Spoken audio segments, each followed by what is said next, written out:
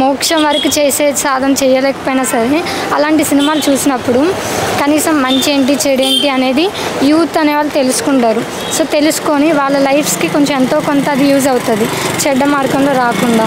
So ఇలాంటి సినిమాలు అనేది రావడం వల్ల యూత్ అనేవాళ్ళు మంచి చెడు తెలుసుకోవడం, భగవంతుడికి కొంచెం దగ్గర అవ్వడం, అలా కొంచెం మంచి వేలో వెళ్ళడం ఇలాంటివి జరుగుతూ ఉంటుంది. మొత్తం యూత్ చూసుకుంటే మొత్తం చెడుదారి వైపే ఎక్కువ వెళ్తుంది. అవునవును. తెలుసు.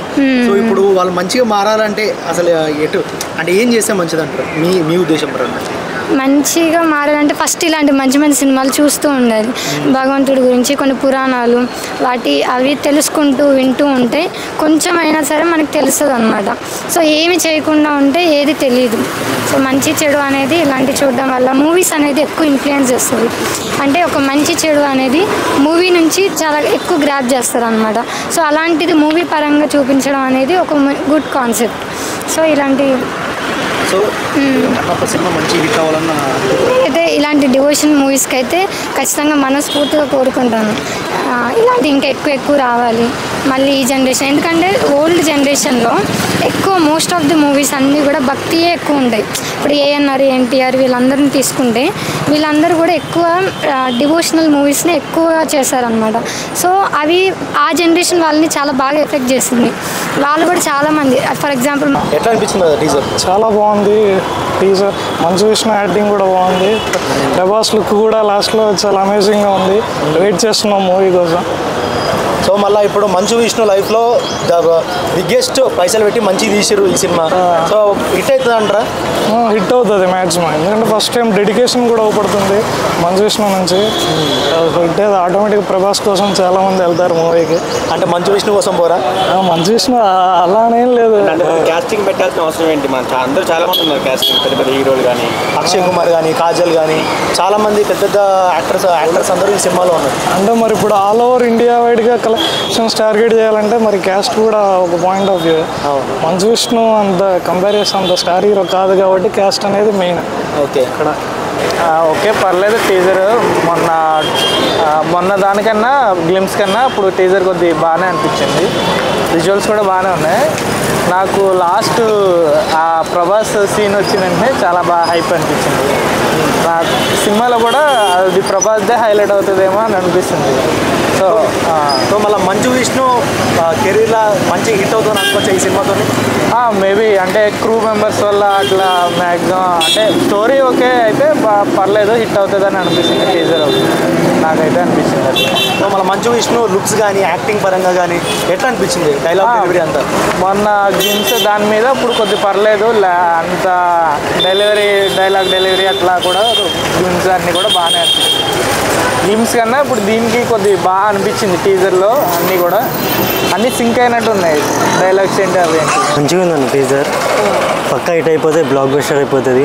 ఫస్ట్ డే కలెక్షన్ 100 crores వెళ్ళిపోతుంది. లాస్ట్లో ప్రభాస్ హైలైట్ ఉన్నాడు. సో లుక్స్ ఎలా అనిపించింది? మంచు విష్ణు లుక్స్ ఎలా అనిపించింది? మంచు విష్ణు మంచిగా ఉన్నాడన్న. ప్రభాస్ కొంచెం బెటర్ అనుకో. పక్కా హిట్ అవుతుంది. అంటే ఇప్పుడు మంచు విష్ణు కెరీర్లో భారీ బడ్జెట్ సినిమా ఇది ఫస్ట్ టైం. అవును ఫస్ట్ టైం. ఎలాంటి ఎక్స్పెక్టేషన్ పెట్టుకోవచ్చు? ఇప్పుడైతే అందరూ అవే చేస్తారు. పెద్ద పెద్ద సినిమాలు ఇవే ఉన్నాయి. పక్కా హిట్ అయిపోతుంది, బ్లాక్ బస్టర్ అవుతుంది. ప్రభాస్ ఎక్స్పెక్టేషన్స్ అంటే ఇంతకు ముందు చేసినవి అంటే మీకు చెప్పుకోదగ్గవి ఏమీ లేవు. సో ఒకసారి ఎలా ఉందో చూద్దామని అనుకుంటున్నా. బట్ ఉంది, హోప్ అయితే ఉంటుంది. అంటే ఫస్ట్ టైం భారీ బడ్జెట్ కదా మాత్రం ఉంటుంది. సరే ట్రై చేశారు సార్, చూద్దాం. అంటే ఇప్పుడు ప్రభాస్ని పెట్టడాన్ని ప్రమోషన్ స్టంట్ అంటున్నారు, దాన్ని ఎట్లా చూడొచ్చు? ప్రమోషనల్ స్టంట్ అంటే రెండు ఉంటుంది. అంటే ఒకటి తను ఎక్కువగా అలాగా ఉంది, అంటే రెండు రకాలుగా ఉంటుంది. అంటే ప్రభాస్కి ఉన్న క్రేజ్ ప్రకారంగా తను ఆల్మోస్ట్ పాన్ వరల్డ్ కాబట్టి తను తీసుకోవడం అదొక ప్లస్ పాయింటే. అండ్ మంచు విష్ణుకి ఇంతకు ముందు వరకు ఈ రేంజ్ సినిమాస్ పాడలా. సో వన్స్ ఏమన్నా ఆల్మోస్ట్ ఆల్రెడీ రీచ్ అయిన వాళ్ళని తీసుకుంటే ఏమన్నా ఉంటుందేమో అన్న ఈ పాయింట్ ఆఫ్ వ్యూ కూడా అవ్వవచ్చు. సో ఇప్పుడు యూత్ అంతా కొంచెం బోల్డ్ కంటెంట్, బోల్డ్ సినిమాలు అలాంటి బూత్ సినిమాలకు ఎక్కువ వెళ్తారు కదా, ఈ సినిమాకి వెళ్తారు అనుకోవచ్చు మనం?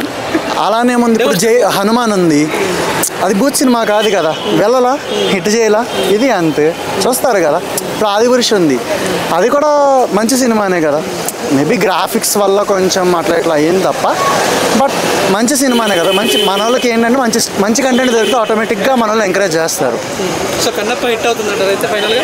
50-50 ఛాన్సెస్ అబ్బా. ఎందుకంటే మంచు విష్ణు అన్నకి కొంచెం యాక్టింగ్ అన్న చేస్తాడు, కాకపోతే ఒకసారి చూడాలి ఇందులో ఎలా చేస్తాడనేది చూడాలి. సో ప్రభాస్ సినిమాలలో నీకు ఇష్టమైన సినిమా ఏంటి? బాహుబలి. దాని తర్వాత వచ్చిన సలారు ఇవన్నీ ఎట్లా అనిపించినాయి మన ప్రభాస్? ఫస్ట్ అయితే డార్లింగ్ బాగా ఇష్టం, డార్లింగ్, మిర్చి.